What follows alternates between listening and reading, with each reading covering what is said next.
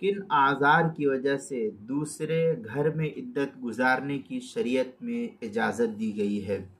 چنانچہ چند صورتیں ایسی ہیں جس کی وجہ سے معتدہ دوسری جگہ عدت گزار سکتی ہے۔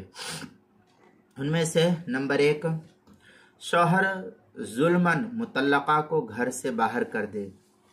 دوسرے یہ کہ کرائے کا گھر ہو اور کرایہ ادا نہ کرنے کی وجہ سے مالک مکان گھر سے باہر کر دے۔ تیسرے یہ کہ شوہر کا انتقال ہو گیا ہو اور عورت کا حصہ وراثت اتنا نہ ہو کہ اس کے لیے الگ کمرے کا انتظام ہو سکے اور دیگر وارثین اسے ساتھ رکھنے پر مکمل طور پر آمادہ نہ ہو۔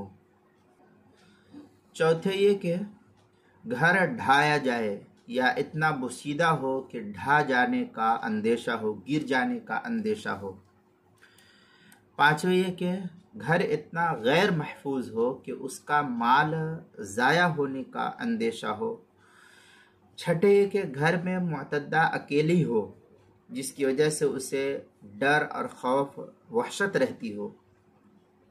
ساتویں یہ کہ گھر میں نامحرموں سے پردے کا معقول انتظام نہ ہو اور عورت کو فتنے کا شدید اندیشہ ہو یا اس طرح کے کسی اور دیگر اعذار کی وجہ سے معتدہ دوسری قریبی مناسب اور محفوظ جگہ عدت گزار سکتی ہے۔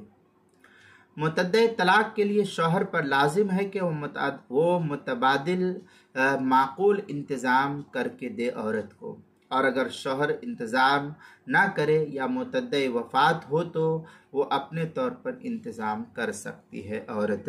چنانچہ اس سلسلے میں در مختار کے اندر ہے وَلَا يَخْرُجَانِ مِنْهُ إِلَّا أَن تُخْرَجَ او ينہدم المنزل او تخاف او انہدامہ۔ اس طریقے کی عبارت جو در مختار کتاب الطلاق فصل فی الحداد جلد نمبر 5 صفحہ نمبر 225 226 جو زکریا بک ڈپو دیوبند کا ہندی نسخہ ہے اس کے اندر۔